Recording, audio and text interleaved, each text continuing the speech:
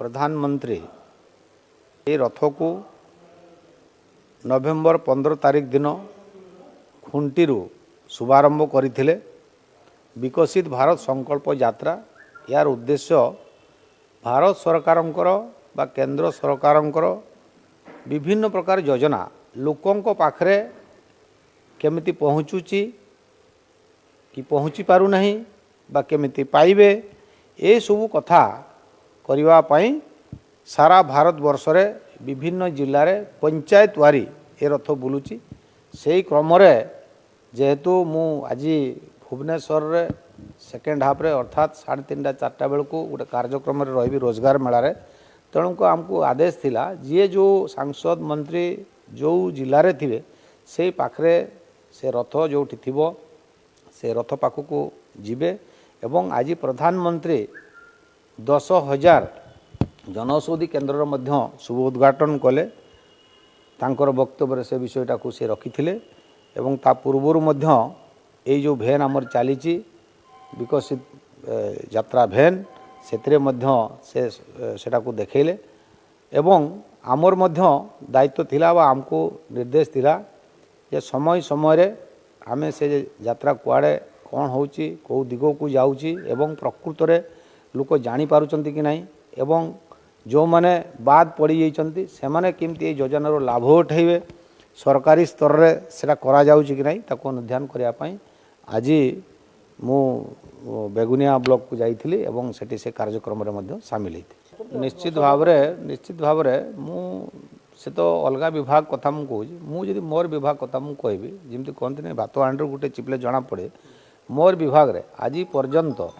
दुईटा विभाग अच्छी ट्राइबल अफेयर्स और जलशक्ति केबे भी तांकर मंत्री स्तर रे हो बा सेक्रेटरी स्तर रो मो सांगरे केबे आलोचना करि नांती बा आम पाखरे मध्य नूतन किछि योजनार प्रपोजाल आम पाखरे पहुँची ना। तेणु स्पष्ट भाव में ये जना पड़ जाऊँगी जे एमानकर केबे करिवार इच्छा नहीं। अपर पक्षरे भारत सरकार जहाँ जहाँ योजना को ताकू रिनेम करिकी जदि आम कहबा करिकरी से माने ताकू हड़प करुचंती बा चंचकता कर लोक को भकुआ बनाउचंती। तेणु ये बड़ दुर्भाग्यजनक। तापर भी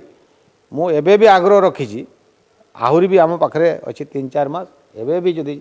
राज्य सरकार प्रपोजाल दियंती जे कौनसी केवल बंदर कथा नुहे अन्यान्य कथा नुहे सबु क्षेत्र में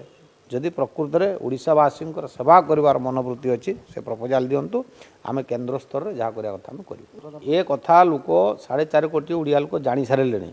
ये केवल आदिवासी मान को कौटी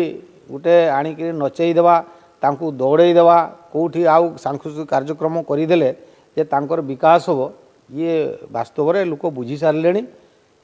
राज्य सरकार चंचकता करी चक्रांत करी शिल्पपति मान को जमी केमती हस्तांतर करे बोलिकी जो योजना करुले एठू आदिवासी माने पूरा सचेतन हो गले एवं जानीगले जे वास्तव में ये सरकार आमको यही भाया नचेकरी डिएकरी दौड़ेकरी जो भगवा बनाऊला वास्तव में या पछरे कारण थिला जे एमती आमको गोटे खापचार पकईकरी आमको कांगाल करने योजना करुला। तेणु से माने बुझी जाइछंती आउ मु तो कहबी सेइथिपाई बोधे 4 दिन परे आ पंचम दिन भी से आसेम्बली चलैले ना। मु तो सही कथा कहूँ आज जमती आम अर्थनैतिक विकास ट्राइफेड माध्यम काम करूँ विभिन्न बंधन विकास केन्द्र माध्यम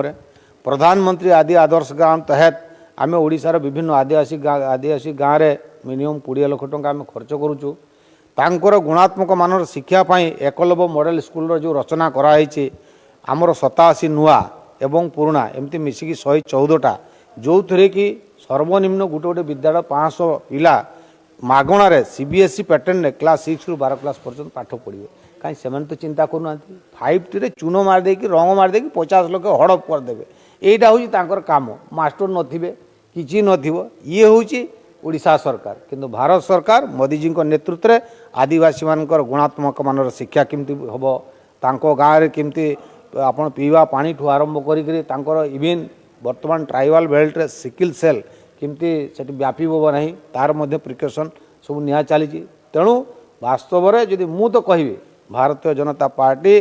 समय समय जिते बड़े स्वर्गत अटल बिहारी वाजपेयी कहतु बा यशस्वी प्रधानमंत्री नरेंद्र मोदी तांको जातक विचार वास्तु विचार माटी परीक्षा पई संपर्क करंतु साधक नागानंद को 9439159052।